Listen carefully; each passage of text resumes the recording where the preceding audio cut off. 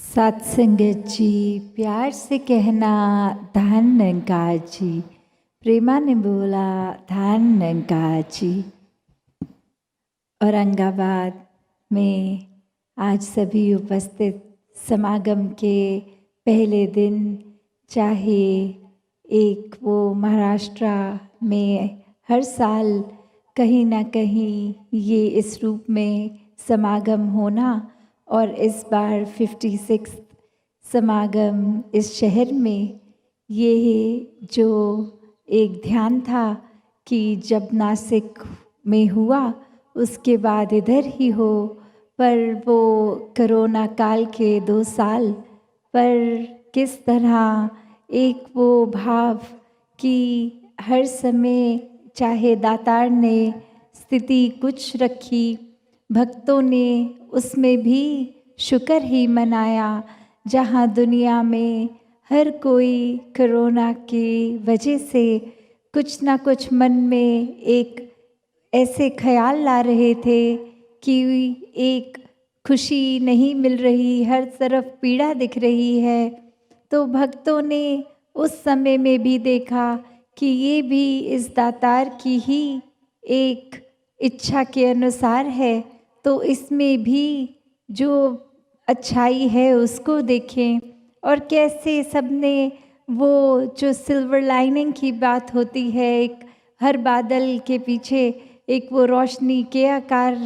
तो कैसे हर किसी ने ये देखा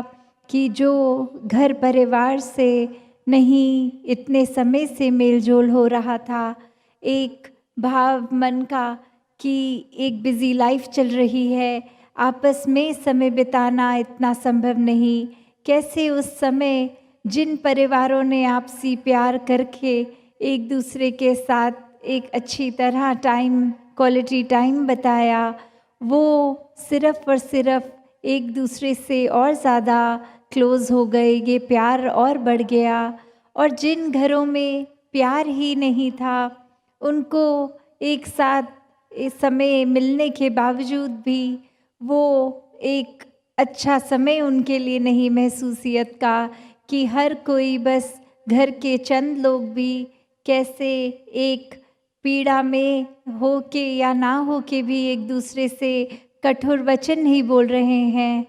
तो कैसे जीवन में एक वो भाव आना कि अपनी परिस्थिति को कोसने की ये जो इंसान की फितरत है, या अक्सर कुछ अपने हिसाब से नहीं तो इस परमात्मा को भी कोसा जाता है कि एक हमारे ही हिसाब से जीवन चलता रहे। और वहीं संत जन होते हैं जो हर हाल में इस परमात्मा का शुक्र करते हैं। जो परसों जब दासी ग्राउंड में भी आई तो ये एक बात महसूस करी, चाहे हर दिन रात में वर्षा शुरू हो जा रही थी और एक दिन पहले वो तूफान इधर ग्राउंड में बारिश के साथ आकर वो टेंट्स भी गिर गए, महापुरुष अब गीली ज़मीन भी है, रात को सोना भी है, पूरा दिन एक वो वर्षा के वजह से एक कंफर्ट चाहे नहीं मिल पा रहा, उसमें भी जब संतों से बोला कि ये कठिनाई आ रही होगी, प्रॉब्लम फील हो रही होगी कि एक आराम नहीं मिल पा रहा, ग्राउंड में सुविधाएं नहीं मिल रही, तो संतों ने जो आगे से बात रखी कि इस निराकार ने हमारे शरीर से और सेवा लेनी थी, तभी एक बार अरेंजमेंट्स हो भी गए, ये अरेंजमेंट्स हो भी गए और फिर से वो बारिश के कारण चाहे वो टेंट भी बिखर गए, फट गए, और फिर से एक समय और मिला कि रूप फिर से निखारा जाए इस ग्राउंड का। तो संतों ने तो कभी भी अपनी परिस्थिति को नहीं कोसा, इस तरह भी एक सड़क पे भी रात को सो गए कि ज़मीन गीली है तो क्या हुआ, बाहर कंक्रीट की रोड, उस पे ही आराम कर लिया, फुटपाथ पे ही लेट गए। तो बात वही कि हर समय भक्तों को एक वो भाव कभी भी इस परमपिता परमात्मा अल्लाह, गॉड जिस नाम से भी जानना चाहें, उसके प्रति सिर्फ़ और सिर्फ़ एक सत्कार का ही भाव रहता है, ये जानते हुए कि ये कभी कुछ गलत नहीं कर सकता। एक हमारी ही सोच है जो कभी एक जीवन में कोई चीज़ मिलने के लिए अगर लग रहा है कि स्ट्रगल है और मन में इच्छा है, तो वो एक अपने दिमाग में बना लेते हैं कि ये व्यक्ति मिल जाए तो जीवन खुशहाल हो जाएगा, ये वस्तु मिल जाए तो जीवन अच्छी हो जाएगा। और कोई सामान, कोई घर किसी तरह से भी एक दिमाग में बना लेते हैं कि अभी हमारा जीवन अच्छा नहीं है, खुशी नहीं है, क्योंकि कोई चीज़ मिसिंग है। और फिर वो वस्तु, वो इंसान, वो चीज़, वो सामान मिल भी जाए तो कुछ समय बाद फिर वही बात कि अब उस इंसान का तो जीवन में आना हो गया, पर अब भी खुशी नहीं है। वो सामान जो चाहिए था वो भी मिल गया, फिर भी खुशी नहीं है। तो बात वही कि कोई चीज़ एक कुछ पल के लिए अच्छा महसूस करा देती है, पर कैसे हर समय के लिए एक रस रहने वाला, एक खुशी जो कुछ हो ना हो उससे ऊपर की अवस्था, ये आनंद की अवस्था है कि जो चीज़ हम अगर आधार ही बना लेंगे संसार में कि खुशी इस चीज़ से मिलनी है, तो संसार की हर चीज़ की कोई ना कोई एक्सपायरी डेट है, चाहे वो इंसान हो, चाहे वो सामान हो। आज वो चीज़ है, कल नहीं, अभी शाम है, कुछ देर में रात, सुबह, सब बदलता रहता है। तो सिर्फ़ और सिर्फ़ क्या वो एक चीज़ है जो हर समय के लिए सच है, वो ट्रूथ की बात कि कभी वो झुटलाई नहीं जा सकती। वो सच्चाई ये परमात्मा है कि एक जीवन में हर समय ये उतना ही है, ना ये घटता है, ना ये बढ़ता है, ना ये एक कोई अपना आकार लेकर एक उस तरह से शेप साइज़ में बंधा नहीं, ना ये जलता है, ना ये कटता है। तो ये जो एग्जिस्टेंस है, ये ट्रूथ, तो कैसे हर समय जब इसके ऊपर ही अपने आप को जीवन में आधारित कर देंगे, तो मन में कोई अवस्था दुख नहीं दे सकती, कोई अच्छी बात इतनी खुशी भी नहीं देगी कि एक अपनी सुध बुध खो के उसमें इतने खुश हो जाएं कि फिर वो सामान, वो चीज़, वो इंसान जीवन में नहीं हो तो मन उदास हो जाएगा। क्योंकि भक्त जानते हैं जो हर चीज़ देता है ये परमात्मा, जिसने चाहे हमें हमारा शरीर दिया, चाहे वस्तुएं दी, फिर भी एक वो बात कि संसार में आए एक चीज़ जो परमात्मा ने दी वो उसी की चीज़ है, वो जब चाहे ले। एक बात वो नहीं कि ये शरीर हमारा है, नहीं, अगर सचमुच ये शरीर हमारा है तो थोड़ी सी दिक्कत आने पे हम डॉक्टर पे क्यों जाते हैं? हम खुद ही क्यों अपना कुछ डायग्नोस नहीं कर सकते? थोड़ी सी भी चीज़ होती है तो ब्लड टेस्ट करवाते हैं कि पता लगे दिक्कत क्या है, कोई स्कैन्स कराते हैं। अगर वाकई ही ये हमारा शरीर होता तो पूरा इस शरीर पे कंट्रोल हमारा होता, पर ऐसा नहीं है। एक शक्ल पे झुर्रियाँ आना, बालों का सफ़ेद होना, ऐसा कोई भी चीज़ शरीर से जुड़ी हुई हमारे कंट्रोल में नहीं है। तो बात वही कि ये शरीर इस परमात्मा ने दिया, सारी वस्तुएं इस परमात्मा ने दी, और जब संसार में आए हैं तो जाएंगे भी। इसने जो दिया, जितने समय के लिए दिया, वो सदुपयोग जब तक उस वस्तु का, उस इंसान का एक सीखने के रूप में उससे कुछ मिला, तब तक ही मुबारक है। वरना तो एक चीज़ हो ना हो तो इंसान फिर, जैसे दासी थोड़ी देर पहले बात कह रही थी कि एक अक्सर ऐसे भी ख्याल आ जाते हैं कि हमने तो किसी के लिए कभी कुछ बुरा नहीं किया, तो परमात्मा हमारे साथ ऐसा बुरा क्यों कर रहा है। तो बात वही कि परमात्मा तो बुरा कर ही नहीं रहा, ये हमारा नज़रिया है कि हम हमारे अनुसार नहीं है तो उसको बुरा डिक्लेयर कर दिया है। तो कैसे एक भाव मन के एक किस तरह से हर समय अच्छे रह सकते हैं, क्योंकि मन बहुत चंचल होता है। ये सोच हमेशा दुनिया में विचरते हैं तो माया रूप में कहीं ना कहीं ये टिकाने के बजाय वो ख्याल इधर उधर जाते हैं। तो कैसे एक संसार में हर तरह की सोच ये दिमाग सोचेगा, मन हर समय अलग रंग अपना ही एक महसूस करेगा। तो ये एक रंग में ना बह जाएं कि ये रंग अच्छा है, ये हर समय ही रहे। नहीं, इस परमात्मा के बिना कोई भी चीज़, कोई भी वस्तु, कोई भी समय हर समय के लिए नहीं रह सकता। तो कैसे ये बात कि अब ये परमात्मा ने जन्म दिया है, तो एक ये जिज्ञासा आनी इस जीवन में बहुत ही ज़रूरी है कि ये सब हो रहा है तो ये क्यों हो रहा है, ये मानव शरीर में आए हैं तो क्यों आए हैं। वरना तो हमें जो कहा जाता है कि इंसान हर योनि से श्रेष्ठ है, वो क्या है बात जो बाकियों से अलग करता है। वरना तो एक खाना, घर, किसी न किसी फॉर्म में वो पक्षी भी नेस्ट बना लेते हैं जिसको इंसान घर आशियाना कर लेता है। भोजन हर किसी ने अपने तरह का एक किसी भी योनि में खा लेना है। तो ऐसा अलग क्या है कि ये डर भी हर एक को किसी भी योनि में हो, नींद भी, आराम भी। तो जो अलग बात है वो यही करती है इंसान को बाकी योनियों से कि ये मनुष्य योनि में आकर इस ब्रह्म ज्ञान द्वारा इस निराकार को, इस परमात्मा को समझ लें, देख लें। और जब ये एक बार देख लेते हैं, वो हर समय के लिए फिर हर नज़र ही आता है, हर तरफ नज़र आता है। कैसे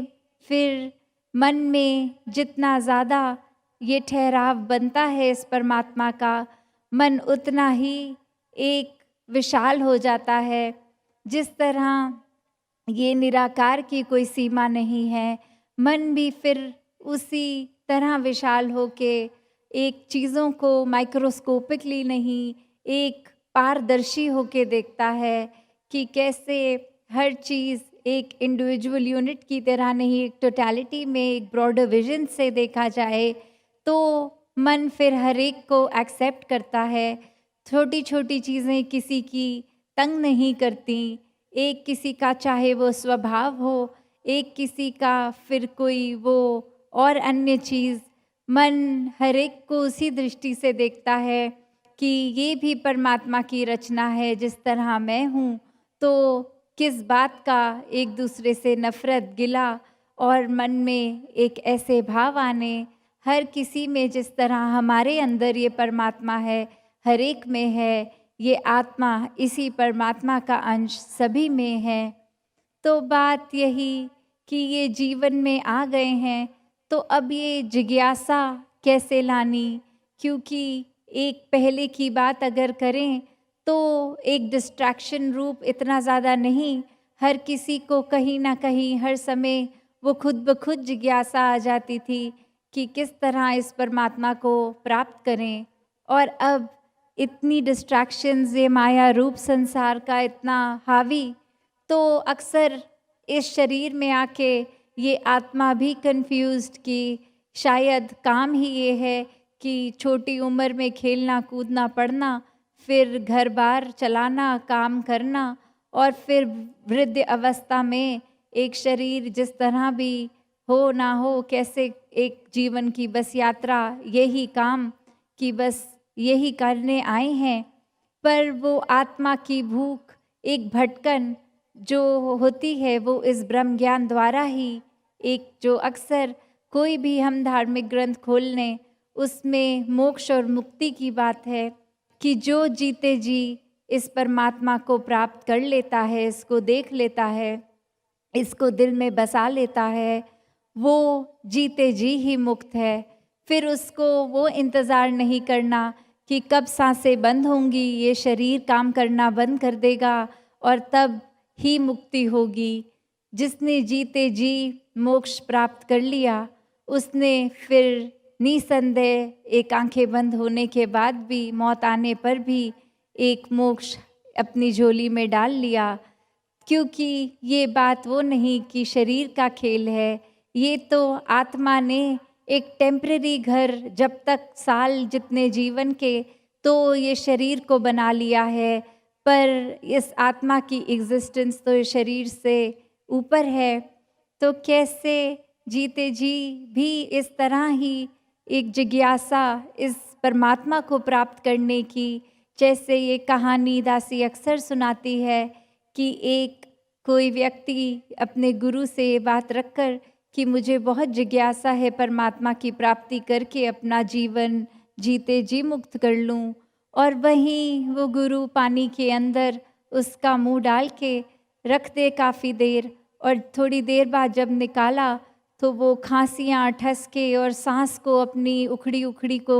वापस नॉर्मलाइज करने की कोशिश। और फिर वो गुरु सवाल करते हैं कि जब पानी में सांस नहीं आ रही थी तो सबसे ज़्यादा इच्छा किस चीज़ की थी? और वो इंसान बोलता कि तब बस यही कि किसी तरह सांस आए, ये बेचैनी रुक जाए। और वहीं वो गुरु समझाते हैं कि इस प्रभु परमात्मा की प्राप्ति उस तरह होनी चाहिए जैसे आपकी इच्छा थी उस समय की, और कुछ ना मिले तो भी चलेगा, बस सांस मिल जाए। तो जब वैसी इच्छा इस परमात्मा की प्राप्त करने की हो, वो ही असली क्यूरियोसिटी है, वही जिज्ञासा है जो हर एक में होनी चाहिए कि जीवन में कुछ हो ना हो, बस ये परमात्मा हो। वो बात की जब इच्छा होती है तो फिर इस निराकार ने वो साधन भी बख्शे हैं कि ये प्राप्ति पूर्ण हो जाए। इसीलिए आज बार बार अनाउंसमेंट्स भी हो रही थी कि ब्रह्म ज्ञान कक्ष में जाके जो भी रूहें उस तरह से अपने जीवन की भटकन को दूर करना चाहते हैं, वो इस परमात्मा के दर्शन करके जीते जी भी अपनी खुशहाली कर लें, और फिर जीवन खत्म होने पे भी एक खुशहाल ही रहें। और फिर बात वही कि बात जीते जी हमें और भी अपने जो काम करने होते हैं, चाहे वो घर परिवार का देखभाल है, चाहे अपने दफ्तर स्कूल इत्यादि में जो रिस्पॉन्सिबिलिटीज़ करनी हैं, तो फिर जीते जी क्या हम सिर्फ भक्ति करें और ऐसा काम त्याग दें? नहीं, एक भक्ति गृहस्थ में समाज में रहकर ही करी जाती है। अपने घर में जिस तरह हम हर समय कुछ ना कुछ अगर कर भी रहे हैं तो साथ ही ये भक्ति अपने आप ही हो रही है। जिस तरह ये दिल की धड़कनें, ये सांसें, ये पलक झपकना, कोई अलग समय नहीं निर्धारित करना पड़ रहा कि हम 1 घंटा पलक झपका लेंगे, हम 1 घंटा अपने दिल को धड़का लेंगे। नहीं, ये तो हम चाहे कोई कार्य कर रहे हैं, हम ये दिल भी उसी तरह धड़क रहा है, ये पलक भी उस तरह झपक रहे हैं हम। तो उसी तरह ये दातार से प्यार, ये भक्ति एक कोई भी कार्य करते हुए साथ ही की जा सकती है, और वही असली प्रेमा भक्ति बन जाती है जब हर कार्य से फिर प्यार हो जाए, हर इंसान से प्यार हो जाए, और उसका बेस ही ये हो कि ये निराकार के एहसास में किया गया काम था, तो अब ये काम नहीं रहा, ये सेवा बन गई। ये दिल में किसी के लिए एक अरदास रूप का आना, एक दिल से परोपकार पूरे संसार के लिए आना, तो बात वही जैसे हम अक्सर सुनते हैं, ए मेरे मन सुमिरन कर ले। तो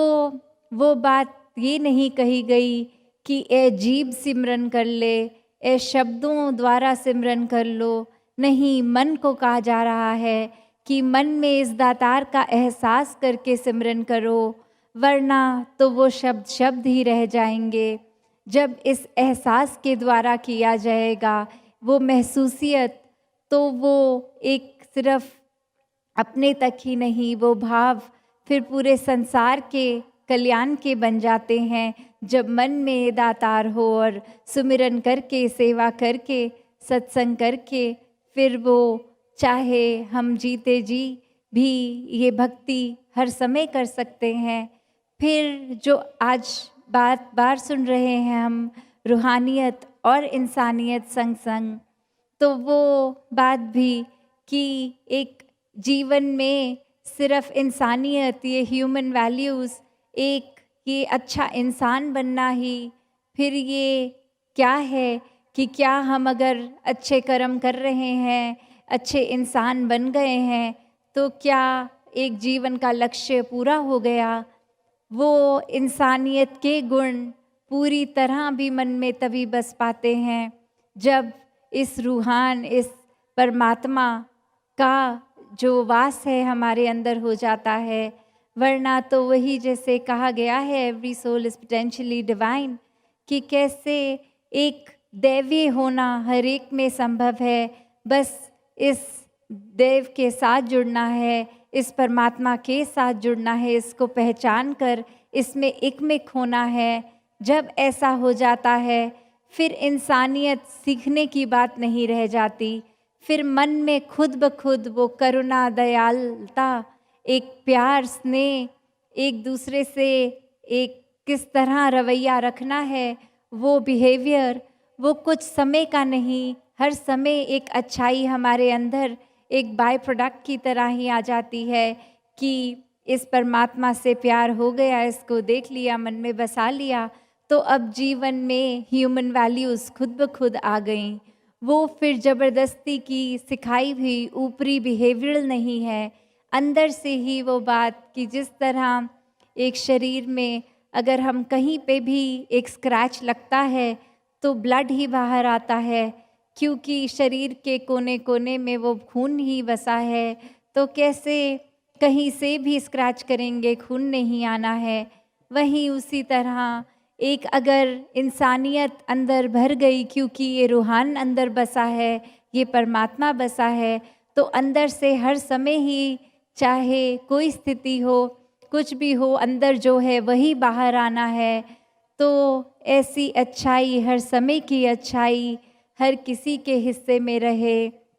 हर कोई अपने जीवन में सेवा, सुमिरन, सत्संग करते हुए, और वो भी किस तरह एक सही रीज़न से, एक सही नियत से। वरना सत्संग आके अगर जो शब्द बोले गए संतों ने उसको अनसुना कर दिया, ध्यान कहीं और रखा, कोई सिर्फ अगर गीत भजन चल रहे हैं तो उसमें उनके बोलों को मन में नहीं बसाया, सिर्फ एक धुन को, म्यूज़िक को ही एंजॉय करके कान रस तक एक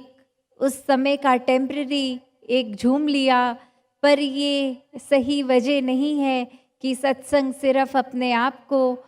दुनिया की चीज़ों से काटने के लिए आओ। नहीं, सत्संग तो इसलिए है कि सत्संग में संत हैं, संतों का संग करने से जीवन में असली परिवर्तन आता है। उनके बोलों को एक सिर्फ ऊपरी ऊपरी ना सुन के जी कर जीवन बदला जा सकता है। और जो अपने जीवन को इस तरह बदल लेते हैं वो सिर्फ और सिर्फ इस वजह से कि एक सिर्फ प्रथा की तरह नहीं सेवा सुमिरन सत्संग कर रहे, वो वाकई ही इस परमात्मा को अंग संग देख रहे हैं, मन में बसा के हर किसी में, पूरी सृष्टि में इस परमात्मा को देख रहे हैं, पूरे ब्रह्मांड में देख रहे हैं, और फिर हर कार्य को सही उद्देश्य से कर रहे हैं।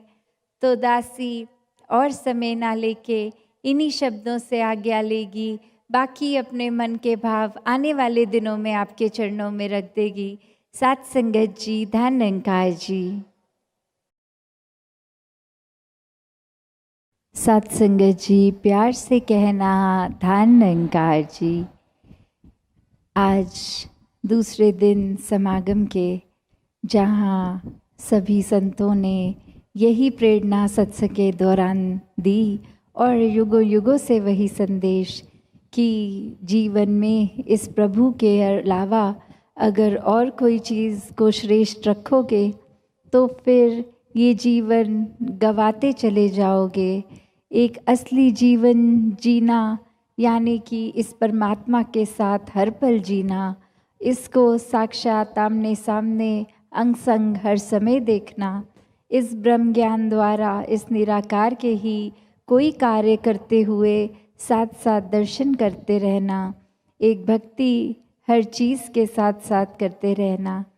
कैसे जीवन में एक जो बात आती है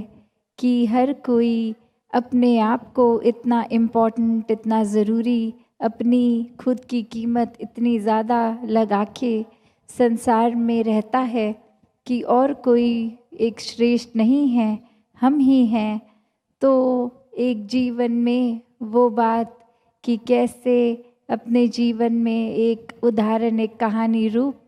कि बहुत साल पहले जहाँ एक राजा और उसका वज़ीर, और एक बारी बस वो वज़ीर के मन में बात आई कि हमारे राजा तो बहुत ही विनम्र हैं, ये तो देखते नहीं हैं कि कोई अमीर आया है, कोई गरीब आया है,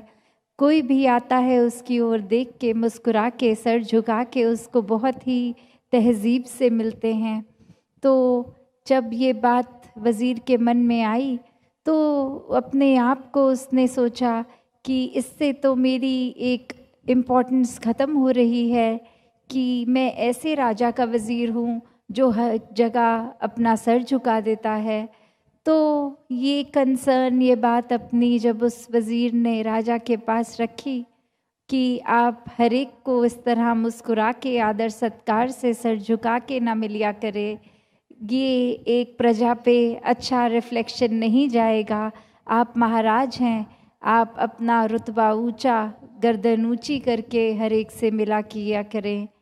तो वही राजा फिर उसको कहता है कि आप एक काम कीजिए, अब कोई भी हमारी नगरी में किसी की भी मृत्यु होगी तो एक उसके सर को शरीर से अलग करके बाज़ार में लेके जाइए और क्या मोल डलता है उसका वो बताना। और ठीक उसी प्रकार वज़ीर फिर यही करता है, पर वापस आके वो बात यही कि इसके लिए तो किसी ने कोई दाम नहीं दिया, किसी ने खरीदने की इच्छा भी नहीं रखी। तो राजा वही बात समझाता है कि जिस सर को, गर्दन को अकड़ा के चलने की बात करते हो उसका मोल तो कुछ है ही नहीं। तो इसको एक हरेक के लिए, एक हरेक के प्रति आदर सत्कार में ही झुकाया जाए तो इसका सही मोल डलता है। एक दिल से एक विनम्रता, ये हम्बल हो के जब एक हम किसी से भी मिलते हैं, बात करते हैं, तो वो एक बात ये नहीं कि हमने खुद अपनी इतनी इम्पोर्टेंस बना दी है कि अक्सर लगता है कि अगर हम किसी से बहुत विनम्रता से मिलेंगे तो उसकी नज़र में तो हम इम्पोर्टेंट ही नहीं बनेंगे। अपनी इम्पोर्टेंस बनानी है तो हर एक से अकड़ के मिलें। तो बात वही जो इस कहानी में सीखी कि कैसे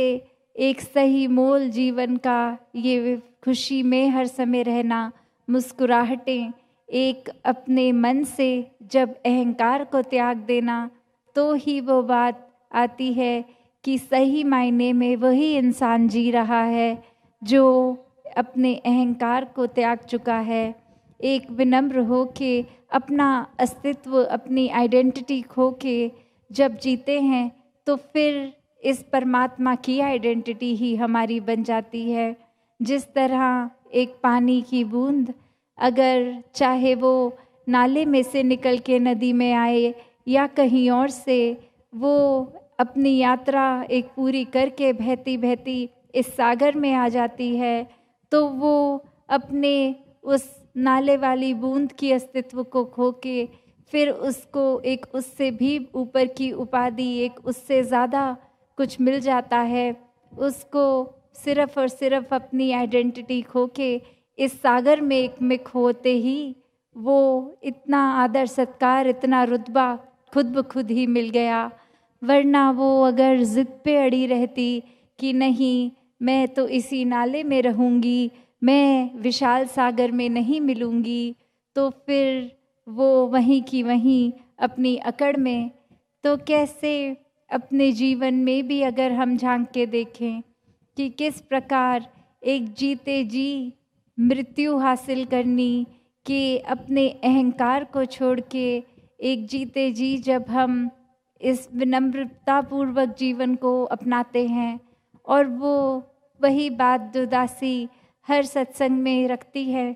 कि इसको करना संभव कुछ समय के लिए तो तब होता है, कोई दिखावा कर सकते हैं, किसी के सामने अपना इम्प्रेशन अच्छा करने के लिए अच्छे व्यवहार अच्छे बोल कर सकते हैं, पर एक हर समय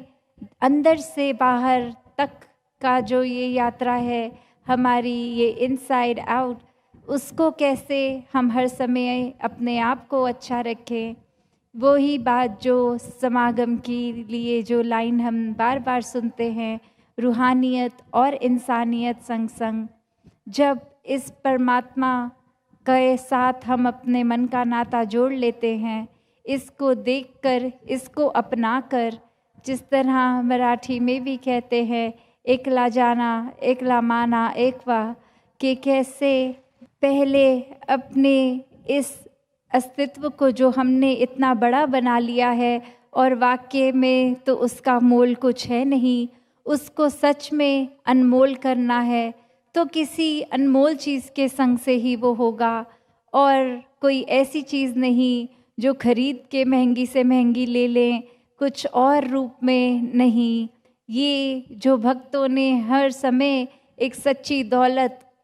कही है कि ये राम रतन धन, ये परमात्मा, ये सच्चा है, ये अनमोल है, इसकी तो तुलना है ही नहीं किसी और चीज़ के मुकाबले सांसारिक। तो जब इसके साथ अपने जीवन का एक मोल डाल दिया, इससे एकमिक हो गए, तो जीते जी वो मौत मुबारक मौत है कि जब हमारा अस्तित्व ही खो गया तो वहीं एक हर चीज़ भी जीवन से चली गई। जैसे एक और कहानी उदाहरण जो दासी को इसी उपलक्ष्य में आ रहा है कि एक इंसान किसी वृद्ध आश्रम में जाता है और वहाँ देखता है कि कोई वेंटिलेशन अच्छी नहीं है, एक बहुत ही गर्मियों के दिन पहले ही तो बहुत ही गर्मी हो गई है। अब वो सोचता है कि एक मैं इधर पंखों का लगवा देता हूँ ताकि सबको आराम मिलेगा, और वो अपनी तरफ से वो पंखों की डोनेशन दे के वहाँ पंखे भी लगवा देता है। अगली विज़िट पे आता है तो सोचता है कि ये पंखे चल रहे हैं, सबको हवा मिल रही है, पर अब सबको पता कैसे लगेगा कि ये पंखे तो मैंने लगवाए हैं, ये पंखे तो मैंने खरीदे हैं, ये पंखे इधर उनको मेरी वजह से मिले हैं। अपनी जो दासी जिक्र कर रही थी जो सेल्फ इम्पोर्टेंस वाली, अब वो भाव उसके मन में आया कि हर एक को पता लगना चाहिए ये पंखे मैंने लगवाए हैं। वो उन पंखों पे फिर जो जैसे पंखे का आकार वो 3 एक लंबाई में उस गोलदारे से कनेक्टेड, वहाँ अपना नाम पेंट से लिखवा देता है, और अब वो बहुत खुश कि हर एक को पता चलेगा कि मैंने क्या करा है, एक इतना अच्छा एक फैसिलिटी वाइज कन्वीनियंस दे दी है सबको। और फिर जब वो अगली विज़िट में आया, अब वो पंखे पहले की तरह चल रहे हैं, उसका नाम भी लिखा है। फिर वो देखता है कि वो स्पीड ही, वो रोटेशन इतनी फास्ट कि नाम तो पढ़ा ही नहीं जा रहा, किसी को एक रीड नहीं कर पा रहे हैं क्या लिखा है। फिर वो क्या करता है कि स्विच से पंखे बंद कर देता है, और फिर गर्मी वैसे की वैसे ही, पर वो बहुत खुश कि अब कोई भी मुड़ के ऊपर छत की ओर देखेगा कि गर्मी लग रही है तो बस मेरा नाम पड़ेगा, और तो उसको कुछ एक राहत तो नहीं मिलेगी क्योंकि पंखे बंद हैं, पर इतना तो पता चल जाएगा कि ये राहत के लिए पंखों का इंतज़ाम मैंने कराया। तो कैसे आज इंसान की अवस्था एक अपने जीवन में खुद को ही इतना इम्पोर्टेंट बनाने का एक काम ठान लिया है कि हम इतने ही अच्छे हैं, हम इतना कुछ हर एक के लिए कर रहे हैं। हम तो जितने एक देते हैं, दान करते हैं, उतना और कोई नहीं करता। हम तो अपनी क्षमता से अनुसार किसी की एक मदद कर देते हैं। तो बात वही कि इसके पीछे क्या छुपा है, ये सेवा भाव नहीं, ये निष्काम नहीं, इसके पीछे उद्देश्य है, तो ये फिर दिखावा मात्र ही हुआ। ये असली मायनों में सेवा भाव का मतलब समर्पित रूप। आज चाहे सुबह वो सेवा दल रैली के रूप में भी सेवा के भाव को बहुत ही अच्छी तरह अनेकों माध्यम से महापुरुषों ने डिपिक्ट किया, वो संदेश कि कैसे अपने जीवन में जब हम अहंकार को, अपने अस्तित्व को खो देते हैं, तो जो मिलता है वही सच्चाई है, वही ट्रूथ है, वही अगर हम किसी भी नाम से जाने इस परमात्मा को, इस परमपिता को, इसको ही हर अपने आप जो इसके गुण हैं उससे देखें कि जब कुछ नहीं है जो वही ये है और यही सब कुछ है। तो बात वही कि हम जब तक अपने मनों में इस अहंकार को देखेंगे तो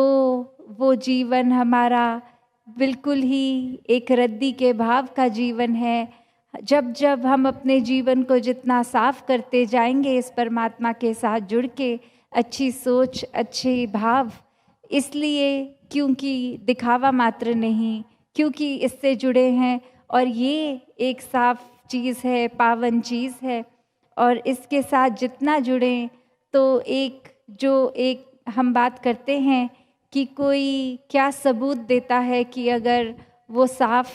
है, तो जिस तरह एक मैला कपड़ा जब साबुन और पानी का संग कर लेता है तो वो साफ होता ही है, उसी तरह जितना ज़्यादा इस परमात्मा का संग करेंगे, हम सत्संग करेंगे, सेवा करेंगे, सुमिरन करेंगे, हम उतना ज़्यादा हमारे मन का फिर वो मैला कपड़ा साफ होता चला जाएगा। और फिर इस परमात्मा के साथ एक मिक वाली अवस्था कि फिर कोई फ़र्क नहीं कि ये जहाँ अक्सर बात आती है कि मैं और तू, मतलब ये दो लोगों का एक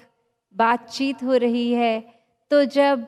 एक इंसान उस तरह कहे कि मैं किसी में एकमिक हो गया हूँ, तो दो एक अस्तित्व नहीं रह गए, फिर वो एक है, फिर इस तू ही में मैं समा गया है। फिर अगर ये अहंकार में जहाँ मैं अपना अस्तित्व बना के बैठा था, वो अस्तित्व अब तू में घुल गया है। और वो इस तरह जैसे पानी में अगर हम कोई रंग डाल देते हैं, घुल जाता है, तो वो ट्रांसपेरेंट पानी उस रंग का बन जाता है। अब वो रंग को उस पानी से कोई अलग नहीं कर सकता। तो कैसे वो बात फिर ये आत्मा इस परमात्मा में, इस ब्रह्म ज्ञान द्वारा जब ये देख लेती है कि ये आत्मा ही इस परमात्मा से एकमिक होने के लिए शरीर का सिर्फ साधन रूप एक बनाया है, और वहीं ये साधन को इंसानों ने फिर सब कुछ समझ लिया है कि जीना है तो फिर बस ये जो हमारी आंखें देखती हैं जीवन काल में वही सच्चाई है। ये जो हमें एक सोसाइटी, एक माहौल, एक रोज़मर्रा की ज़िंदगी में पैसा कमाना और जिस तरह से करना है, यही है जो है। फिर वो इसी को, माया को ही सच्चाई इंसान बना लेता है और अपने अंदर से वो इच्छा, ये जिज्ञासा इस परमात्मा को प्राप्त करने की ही नहीं रखता। ये सवाल तक इंसान के मन में नहीं आता कि आए हैं इस जीवन में तो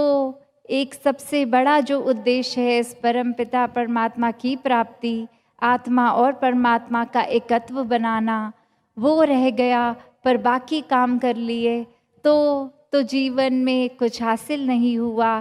क्योंकि बात वही दुनिया भर की दौलतें इकट्ठे एक तरफ करके रख दें और परमात्मा ये सच्ची दौलत, तो पलड़ा एक परमात्मा की तरफ वालों का ही भारी।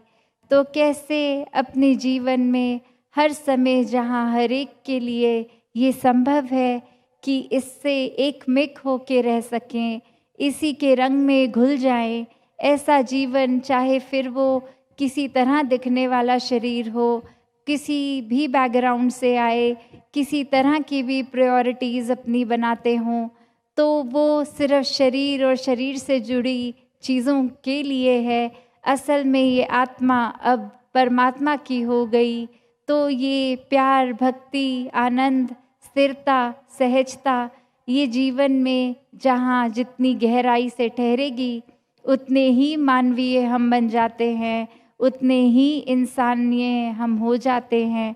तो इस रूहान के संग से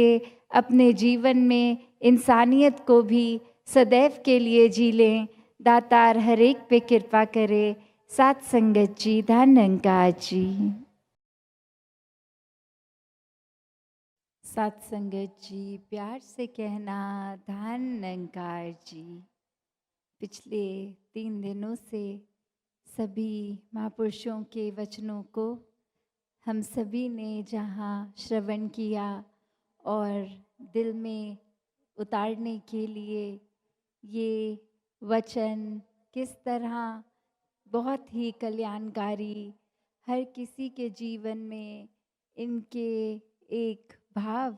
कि कुछ भी हमने सुना, हर कोई उसको अपने जीवन से रिलेट कर सकता था। एक रोज़मर्रा की ज़िंदगी के जहाँ एग्जाम्पल्स के साथ समझाया कि हम अपने जीवन में किस प्रकार एक जो इंटेंशन होती है, जो नीयत होती है,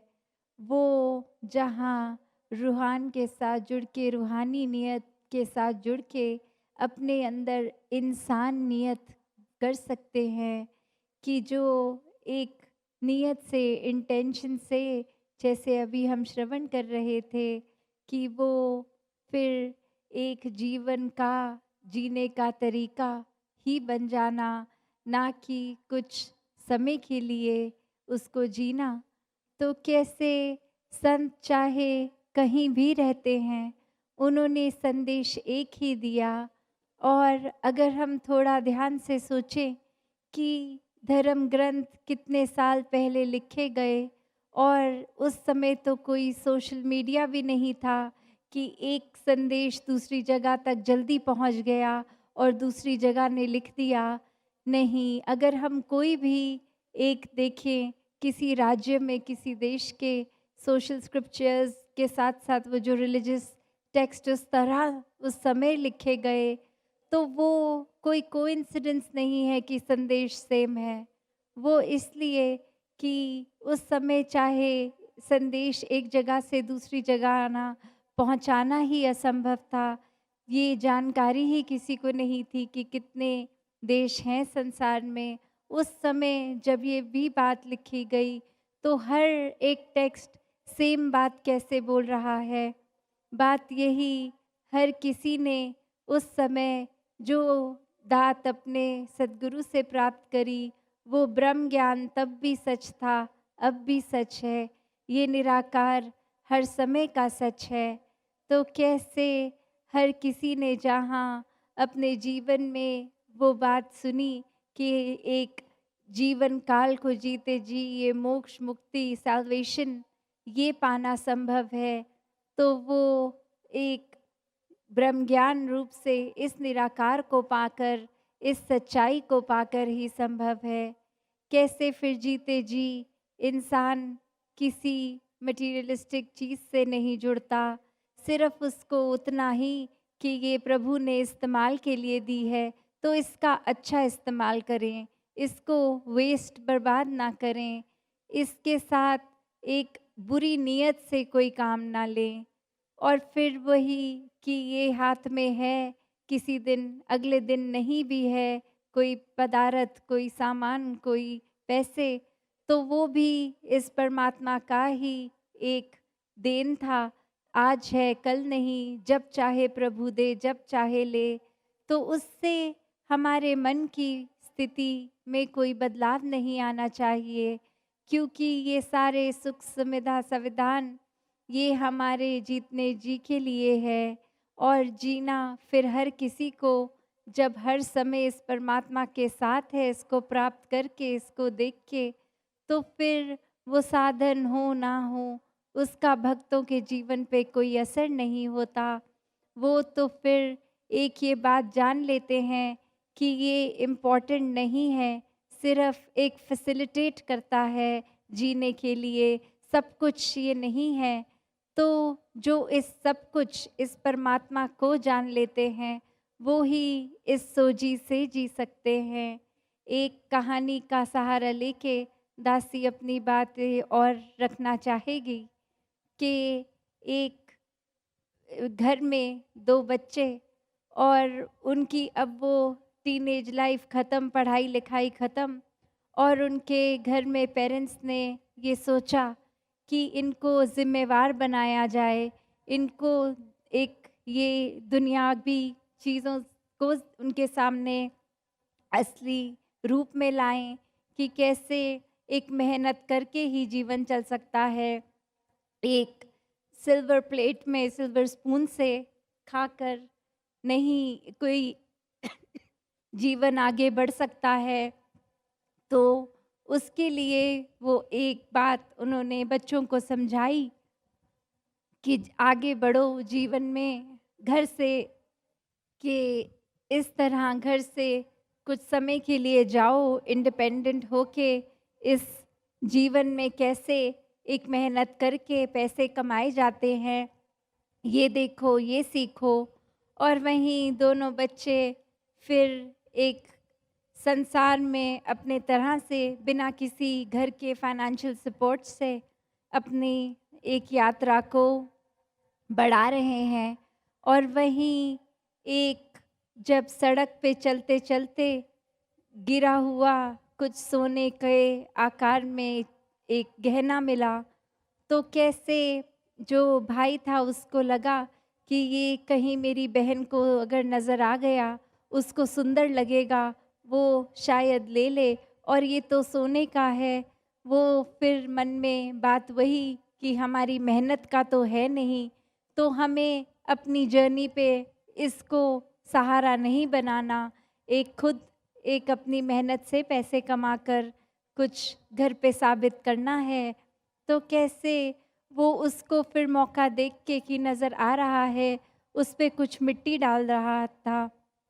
और वही उसकी बहन की नज़र पड़ी, ये क्या कर रहे हो? ज़मीन पे क्या, हाथ से क्या कर रहे हो? और वो भाई कहता कि अगर सच बताऊं तो एक सोने का ज़ेवर मिल गया, और वो तुम्हारी नज़र उस पे ना पड़े कि तुम अपने शरीर पे पहन लो, या ये ख़्याल लो कि कुछ मिल गया है तो इसी को पहली सीढ़ी एक बनाकर इसको बेच देते हैं, तो तुमसे छुपा रहा था। और वहीं वो बहन हँस पड़ती है कि मेरे लिए तो तुमने मिट्टी पे ही मिट्टी डाली है। जब ये बात समझ ली है कि एक उसको चीज़ चाहे महंगी है वो, पर जब हमारा ये लक्ष्य ही नहीं कि किसी चीज़ के साधन को अगर वो खुद मिल रहा है, तो उससे अपने जीवन की एक सीढ़ी चढ़नी है। पर माता-पिता ने ये उद्देश्य दिया था कि खुद से मेहनत करके ये करना है, तो मेरे लिए ये इम्पोर्टेंट थी भी नहीं। तुम मिट्टी को ही मिट्टी से ढक रहे थे, मुझे दिख भी जाता तो भी मैं वो ना उठाती। तो बात वही कि कैसे जहाँ संसार में जो ये समझ लेते हैं कि सामान सिर्फ तब तक के लिए जब तक उसके साथ एक कोई ऐसी अटैचमेंट ना बन जाए कि वो नहीं है, तो एक जीवन जिया ही नहीं जा सकता। वो बात जैसे राजा जनक, मीराबाई सब महल में रहने वाले, फिर भी उस तरह से उनके लिए ये सामान पदार्थ चाहे कितने भी महंगे होंगे उनके महलों में, फिर भी एक वो बात कि उनके लिए वो सब मिट्टी समान ही था,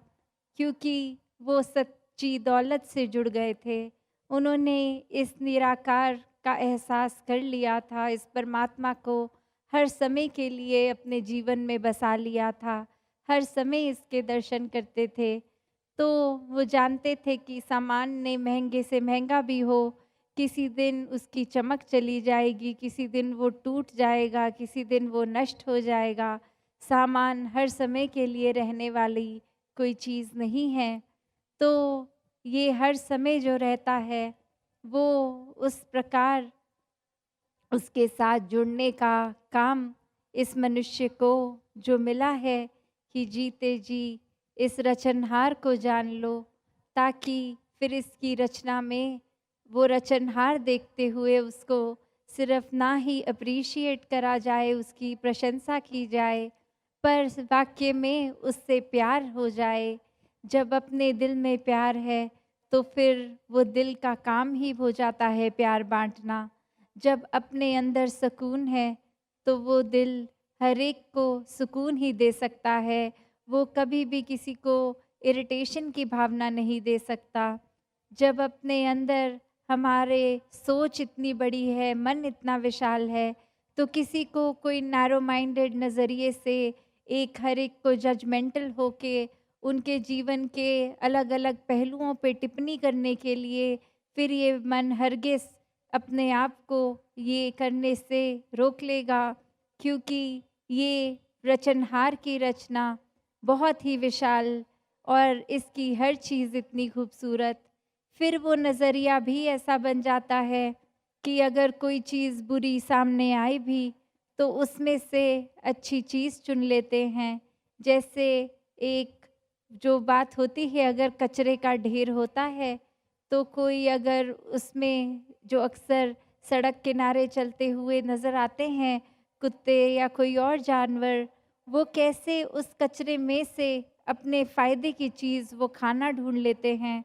उसी तरह एक अगर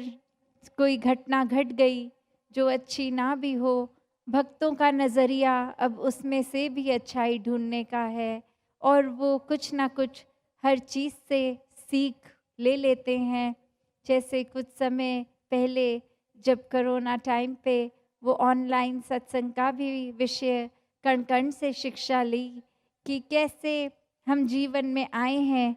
तो हर चीज़ चाहे वो मटीरियलिस्टिक ही दुनिया क्यों ना हो, फिर भी उसके अंदर से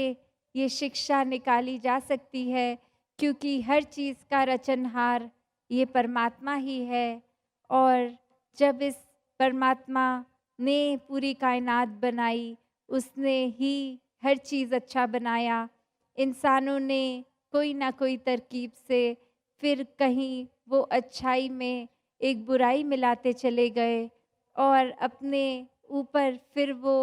मिट्टी जो था उसको ही कीमती बना लिया। वो एक असली चीज़ को तो देखा नहीं जो वाक़ई ही अनमोल है, पर ऐसी वस्तु जिसका कहीं न कहीं कोई दाम लग सकता है, एक प्रेस्टीज चाहे वो मन में हो, एक ओहदों से जुड़ के, एक अन्य और चीज़ से फाइनेंशियल चीज़ों से जुड़कर फिर वो अपने लिए एक अहम चीज़ कुछ बना ली, पर वो एक हर समय के लिए लॉन्ग लास्टिंग तो नहीं है। कैसे आज अगर कोई किसी तरह से कुछ बच्चा अगर पढ़ रहा है, वो कुछ बड़ा होके बन गया, वो उस समय तो जैसे अपने जीवन में उस चीज़ को जी रहा है, पर एक टाइम तो वो रिटायर होगा। वो कार्य जो करने के लिए जीवन लगाया, वो छोड़ देना पड़ेगा।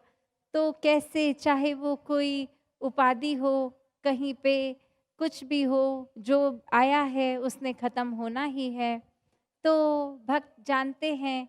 कि अगर हम वो नज़रिया ही ना रखें कि संसार में कुछ सुख है, कुछ दुख है, इसको कंपार्टमेंटलाइज़ करें ही ना, एक वही बात रखें कि ये तो संसार है, दातार ने बनाया है, अब इसमें ही हमें रहना है, क्योंकि यही सबसे अच्छी, ये बेस्ट दी है हमको दातार ने बना के धरती। तो इसमें फिर चाहे कुछ भी है, एक उस तरह नहीं देखेता ये भक्त कि अभी एक दुख का समय है, ये कट जाएगा, फिर सुख का समय आएगा, क्योंकि वो सुख का समय भी कट के फिर दुख आएगा, ऐसे ये चेन चलती रहेगी। तो भक्तों ने एक बहुत ही अपने लिए ये अच्छे से बहुत ईज़ी कर दी अपनी लाइफ़ कि ना उनको संसार में अब सुख दिखता है ना दुख। इसका मतलब ये नहीं कि उन्होंने संसार से कट ऑफ कर दिया, नहीं, भक्त इसी संसार में रहते हैं। चाहे वो उदाहरण इतिहास में भी देख लें कि कबीरदास जी का घर टूटा-फूटा और एक खुद अपने घर में कुछ जूते सील के अपनी रोज़गारी ले लेते,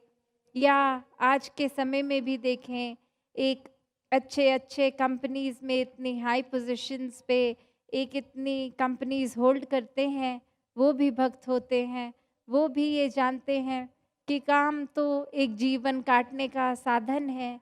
इससे ही उस तरह से ना जुड़ जाएँ। असली दात इस परमात्मा से जुड़ें, फिर जीवन को सरल करने के लिए चाहे आज दातार ने जो बख्शा उसका बेस्ट क्या उस यूसेज में ला सकते हैं, उससे इंतज़ाम करके अपने जीवन का जिया, या फिर कल साधन अगर वो परमात्मा ले भी ले,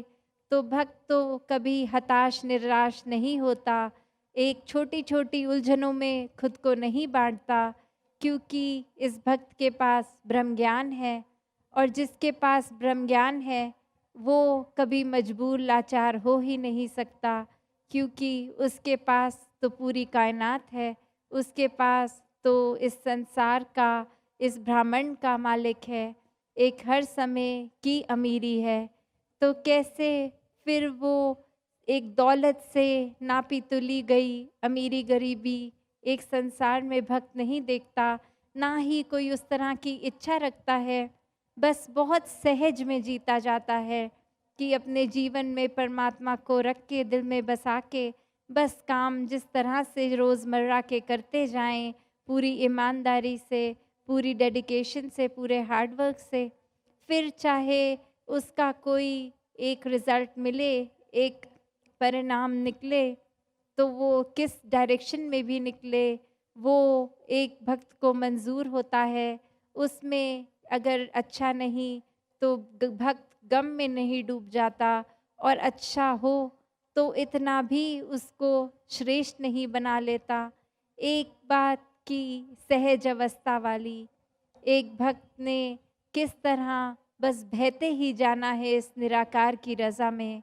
भक्त तो हर समय एक दुनिया में हर एक इंसान के बीच में ही विचरते हैं,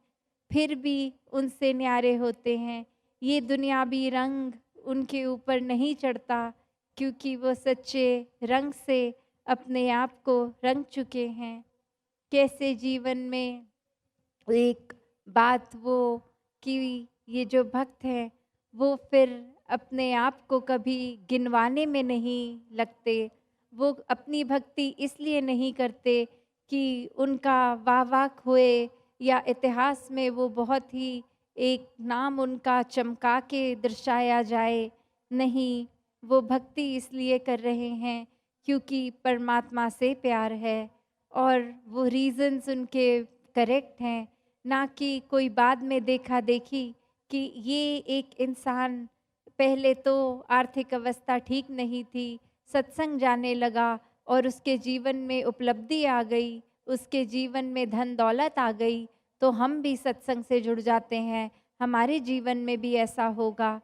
यहाँ फिर वही देखा-देखी तो भक्ति सफल नहीं होती, क्योंकि एक भक्त भक्त इसलिए है क्योंकि उसके मन में परमात्मा है, वो भक्ति का भाव है। एक मन में चतुर चालाकियाँ, एक कोई इंटेंशन, एक चाहत लेकर कोई कार्य उस उद्देश्य से करेंगे, तो वो प्योर इंटेंशन से तो है ही नहीं। उसका फिर एक रिज़ल्ट बेस्ड ही नाप-तोल में इंसान रह जाएगा।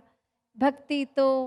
एक भक्त इसलिए नहीं करता कि उसका कोई रिज़ल्ट चाहिए, भक्ति इसलिए करता है क्योंकि वो भक्त है, क्योंकि उसको परमात्मा से प्यार है, और इस परमात्मा की बनाई हर चीज़ से है।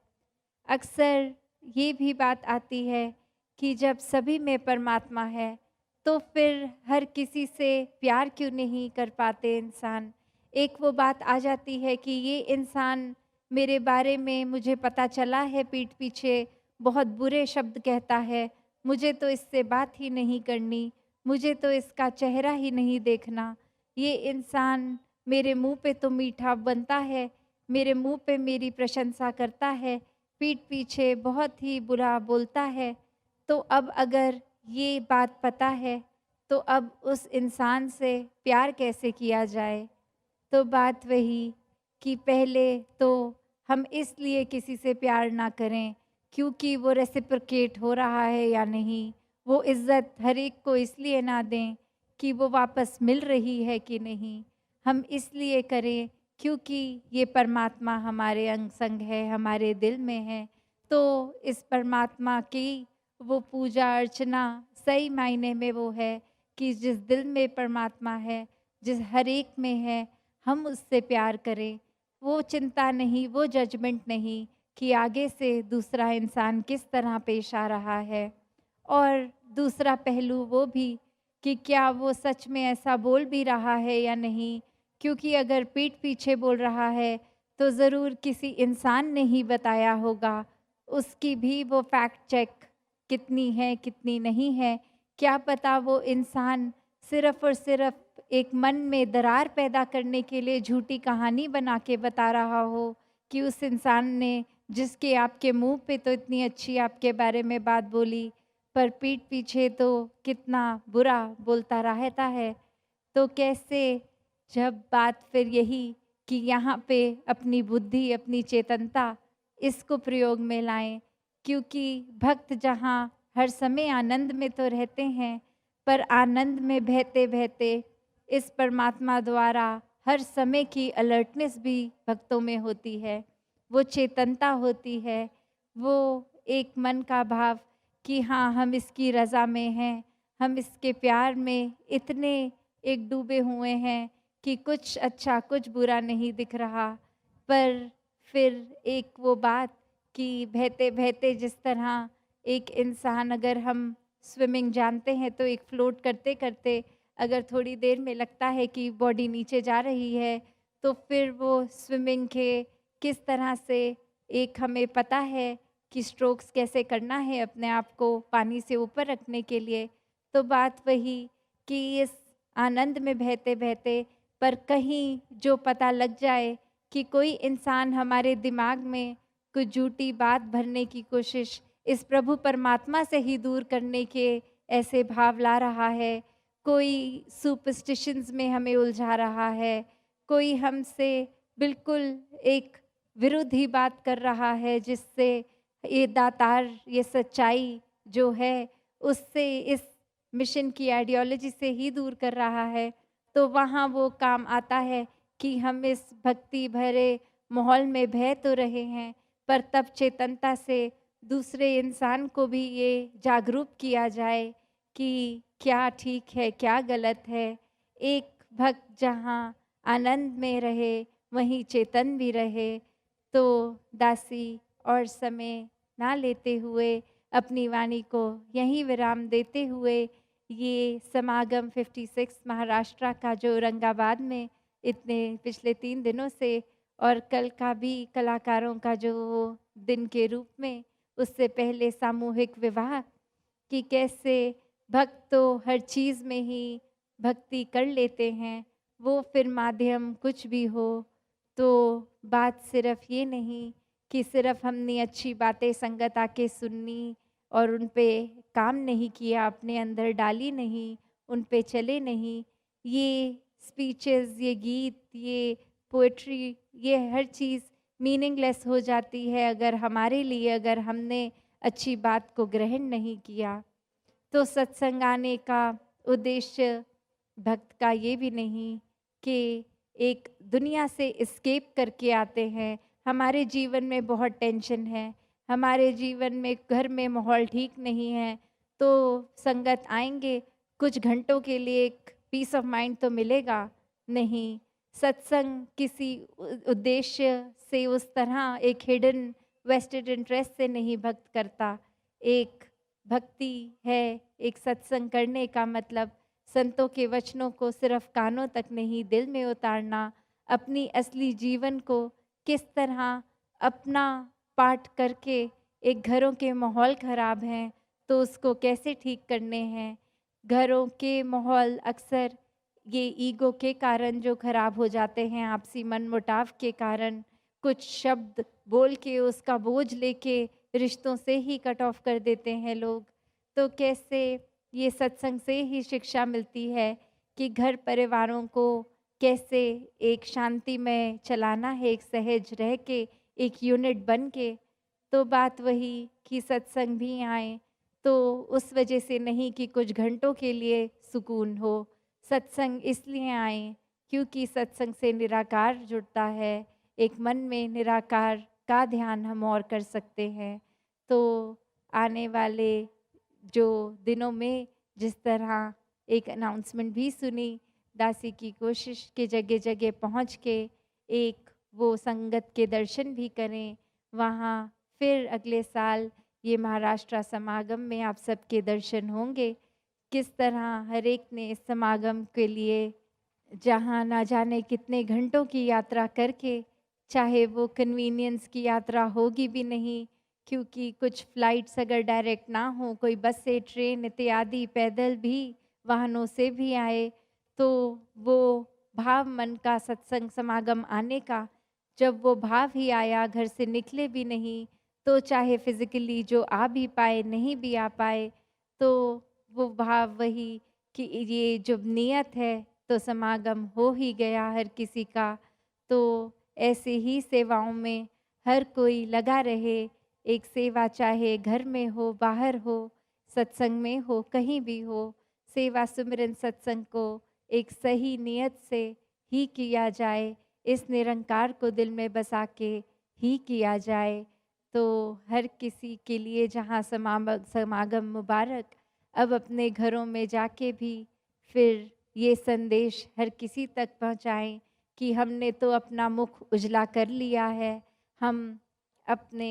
जीवन में इस परमात्मा की प्राप्ति कर चुके हैं। तो अपने कर्मों द्वारा ये संदेश हर किसी के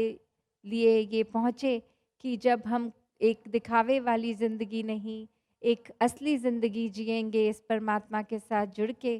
तो वाकई में ये प्रचार होगा। तो हर किसी को एक ये संदेश पहुँचे कि जीवन में आए हैं तो असली उद्देश्य इस परमात्मा की प्राप्ति करना संभव है और ये जीते जी ही किया जा सकता है। ब्रह्म ज्ञान द्वारा अपना जीवन हर कोई सुधार ले। साथ संगत जी, धन निरंकार जी। साथ संगत जी, प्यार से कहना धन निरंकार जी। प्रेमा ने बोला धन निरंकार जी। आज समागम के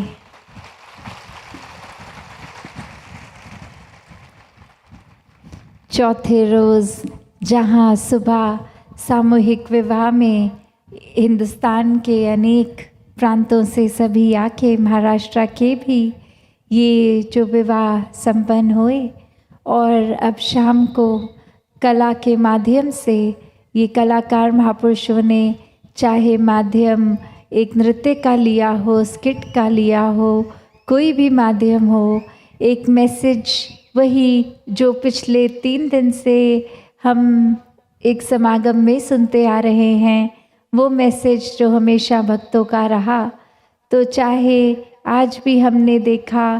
कि उम्र में भक्ति का उस तरह कुछ लेना नहीं है, जहाँ हमने बहुत छोटे बच्चे भी देखे परफॉर्म करते हुए, वहाँ बहुत वृद्ध महापुरुषों ने भी परफॉर्म किया। तो इसके पीछे और भी जो बैक स्टेज या कोऑर्डिनेशन या इतने टाइम से सब अपने घर में अपनी अनेकों जिम्मेवारियां निभाते हुए भी किस तरह वो प्रैक्टिस करने का भी टाइम निकाल लेते, और साथ में मन में यही उद्देश्य कि ये सब संगत के आगे परफॉर्म करके कैसे संगत को एक, जहाँ मैसेज तो थे ही बातों में, पर वो किस तरह हर एक के लिए ये संत चाहे अपनी इनकी इनकन्वीनियंस देखकर, पर वो एक माध्यम चाहे वो जो भी रहा हो, वो एक तैयारी करी, एक बच्चों के भी चाहे वो परफॉर्मेंसेस में दिख रहा था कि वो उम्र चाहे छोटी बट उन्होंने भी कोई लापरवाही नहीं करी। वो बहुत सीरियसनेस के साथ सबके साथ तालमेल के साथ ही कर रहे थे। तो ये तो वो भाव वही कि अंदर से ये रूह का आनंद है और इसलिए वो नृत्य वो कला अपने आप निकल रही थी। तो कैसे हर किसी के जीवन में जहाँ आनंद आता रहे, इस निराकार से हर पल जुड़कर और इसको हर समय अपने अंग संग सामने देखते हुए रूबरू, कैसे अपने जीवन को हर कोई भक्तिमय कर सकता है। तो अब जहाँ ये महाराष्ट्र समागम के 56 समागम के उस तरह तो रूप में ये संबंधता, पर ये सेवाएं अभी भी सबकी वाइंड अप रूप हो या किसी तरह भी वो जारी रहेंगी और आगे भी पूरे साल सबने इसी तरह सेवा सिमरन सत्संग करते हुए हर समय हर एक के लिए एक मानव शरीर में आए हैं तो वरदान रूप ही बनना है। सत्संगत जी, धन निरंकार जी।